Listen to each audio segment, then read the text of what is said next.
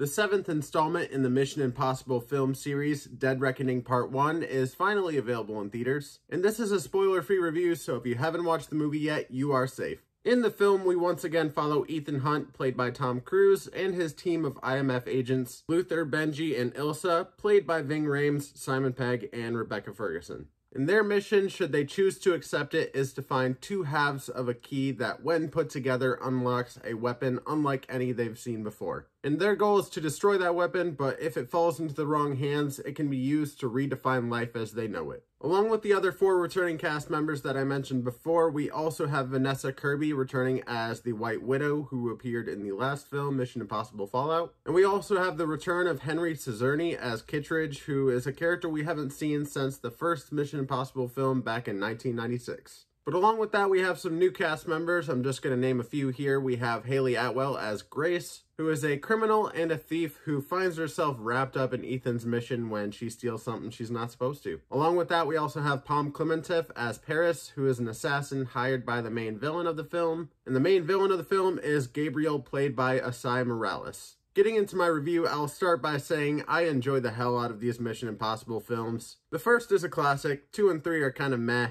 But ever since Ghost Protocol, all of the Mission Impossible films have been action gold. Honestly, since that 4th movie, I feel like each movie has been getting progressively better. But when it comes to this latest installment, has the hype train slowed down, or has it sped up just enough for Tom Cruise to want to try and parachute onto it? Well, I'll say that the train is still going. It has slowed down a little bit, but it's still going at a pretty steady pace. It might not be as good as some of the previous films we've had in the past, but at the same time, I think this movie definitely still delivers. The action is top-notch, obviously, for a Mission Impossible film, they usually are, and the stunts are mostly done practically, which just watching that alone makes it not only visually impressive, but also technically impressive as well. And when it comes to the action and stunt work, you cannot talk about that in a Mission Impossible film and not talk about Tom Cruise. And while I'll say he does a great job with the action and stunt work, I will also say that the stunt work in here isn't quite as impactful as it has been in the past. That clip you guys have probably seen in the trailers of Tom Cruise on the motorcycle doing the jump off the cliff and then doing the base jump,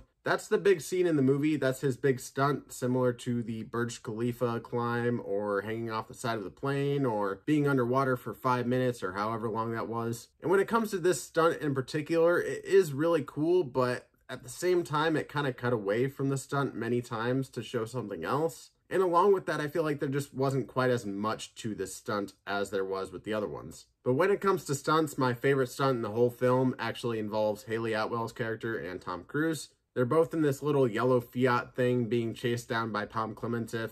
Pom Clementieff's character, she's just like ramming through motorcycles. It looks so fun. And that entire chase scene is just so high energy. It's so intense, and you can tell most of it is done practically. And that's one of those things that makes these films work so well, is because they don't feel the need to have a heavy amount of CGI. They use it where they need to, but for the most part, they're going to do it practically if they can. But yeah, when it comes to the action, I think there are some bits that work better than others, but for the most part, it always hits. But getting away from the action, I want to talk about the plot and the story. The plot is generally the same as any other Mission Impossible film. There's a weapon out there that shouldn't be in dangerous hands, so they got to keep it away from them. But what they do with this story is unlike anything we've seen in any other Mission Impossible film. It's unlike anything the team has ever seen. And it's one of those things I feel audiences will be a little bit divided on. They're either really going to like it and think it's cool, or they're going to think it's really dumb and completely hate it. But yeah, it's definitely different from what they've done in the past, and honestly, I'm here for it. Now, having said all that, a lot of what you see of this weapon or the threat in this film is mainly just a tease for the next film. This is a part 1, so you can imagine it kind of ends on a cliffhanger. But compared to the other 2 films that we've gotten so far this year that end on cliffhangers, it feels like this film here is actually telling a complete story. It's telling a satisfying story. It's not leaving you wanting more immediately. It's leaving you satisfied with what you have for now, which honestly I would prefer when it comes to cliffhangers.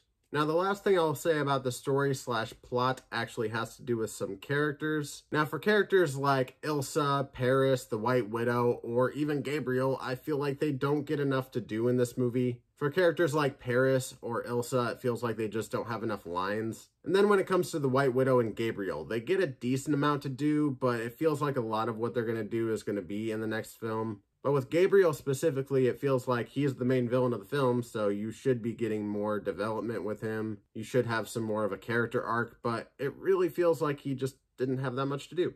The only thing that really saved this villain from being forgettable to me is his connection to Ethan Hunt. They have a bit of a past that we didn't see in the previous films, and that makes the fight between them a little more personal. But aside from that, I really can't say he stands out above anybody like, I don't know, Henry Cavill. But yeah, that's about all I have to say about the story and the plot, so let's get into the acting and dialogue. As far as the dialogue goes, it can be a little generic at times, your typical action movie dialogue. You got the villain monologues, basically saying the same stuff other villains have said, but with a new face and new meaning. But aside from some of those weaker areas in the dialogue, I do think the dialogue throughout the entire film is pretty strong. There's a nice blend of drama and comedy. In fact, I would say there's a surprising amount of comedy in this film. And unlike a film, let's say, like Thor: Love and Thunder, I think the comedy in Dead Reckoning Part 1 is placed exactly where it needs to be, and the comedic timing of the actors is where it needs to be as well. The biggest standout comedically was actually Tom Cruise. I think his verbal comedy, and especially his physical comedy, was some of the best in the film. I would almost say some of the physical comedy they give him is slapstick, but it honestly works within the film. So yeah, when it comes to the comedy, I don't think there was a single joke I didn't laugh at. I think you guys are going to have fun with it.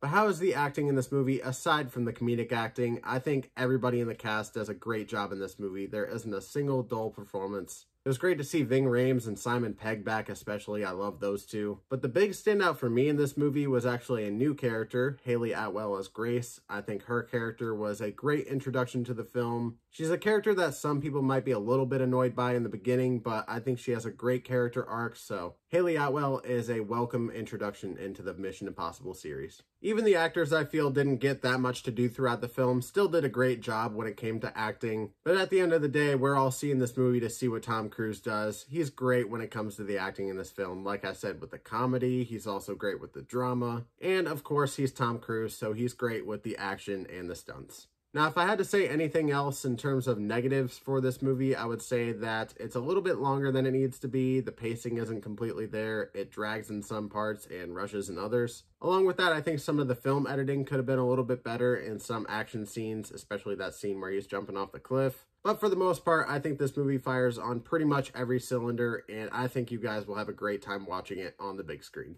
But that's about all I have for my review, so without further ado, let's get to my ranking. When it comes to 2023's Mission Impossible Dead Reckoning Part 1, man, that is a mouthful. I'm gonna go ahead and give the movie a premium ticket. This film is very much worth seeing on the biggest screen possible, and it's one I'm definitely going to be adding to my collection when it becomes available. And just as a heads up to anyone who wants to watch this film on an IMAX screen, I would do that before Thursday, July 20th, because that's when Oppenheimer comes out, and that'll be dominating IMAX screens. But have you seen 2023's Mission Impossible Dead Reckoning Part 1? Tell me down in the comments below, what did you think? Please do not spoil anything down in the comments below for the people who haven't seen it. And if you haven't seen it, are you planning on watching it anytime soon? Why or why not? Comment that down below as well. Really, any comments you have for me, I would love to hear from you. I respond to as much as I can. But your mission, should you choose to accept it, is to tap that like button, subscribe, and hit the notification bell before the video ends. This video will self-destruct in 5 seconds.